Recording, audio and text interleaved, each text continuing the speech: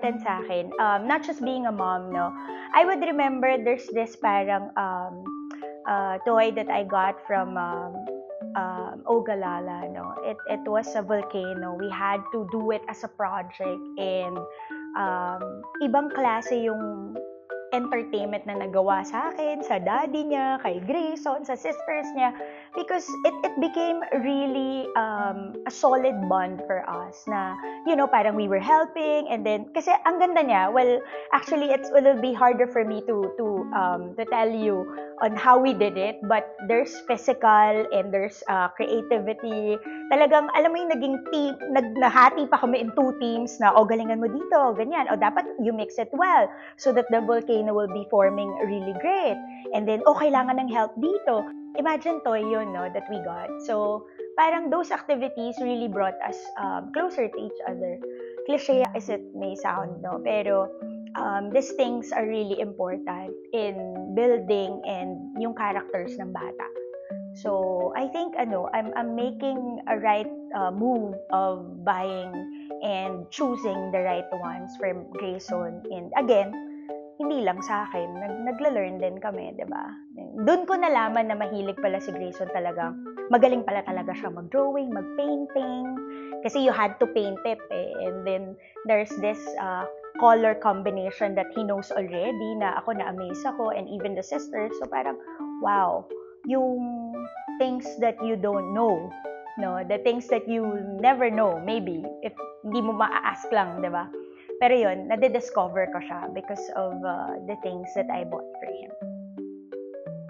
Actually, isa pa share ko sa inyo, no, I love the toys na it really gives you the benchmark na parang, okay, ito pwede, age 1 to 3, ganyan. Tapos, yung age 3 to 5, like, I remember this toy, we were in an expo.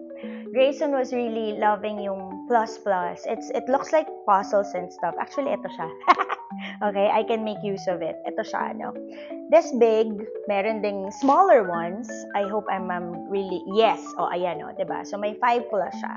These ones can go up until mga ages hanggang 5 to 8 or 9 or 10 because it's really good. You can build some stuffs with it na it really made him busy, no? Parang, and what I love about it, naka-age appropriate na siya. It will really give you the idea na parang, oh, eto, meron akong riregaluhan somehow. Pwedeng ganon, diba? Pwede siya. Pwede mong makita yung use na parang, I'm guided. Kasi each and every toy, especially the volcano, it's 8 plus by the way, yung National Geographic na ginawa namin.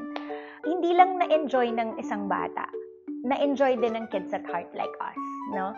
And one thing is for sure, you are being guided with Ogallala toys because all of the toys that they have, makikita mo yon. It's either on the left corner or maybe on the right corner. May age na nakalagay. No? Oh, okay, this is 8 plus, 5 plus, 1 plus, 3 plus. And I think for moms like me, that is very important. Especially kapag magre-reco ako sa other moms, no?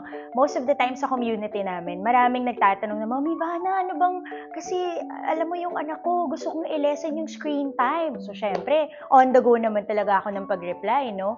Syempre, magko-comment ka, wait, ilang taon na ba yung anak mo? Diba? And I'm really happy that they give me that trust, no?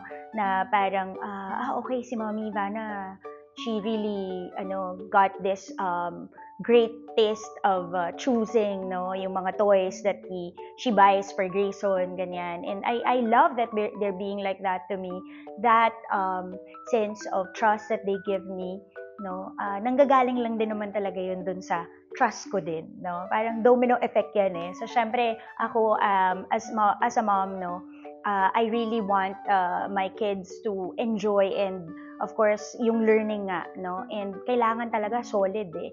Worth it ang every buy ng toys na nabibili namin. And I only trust yung brand na Ogallala because of course it's packed with yung educators natin, 'di ba? Yung experts natin, and all the things that really make Ogallala toys really fun, learning, no?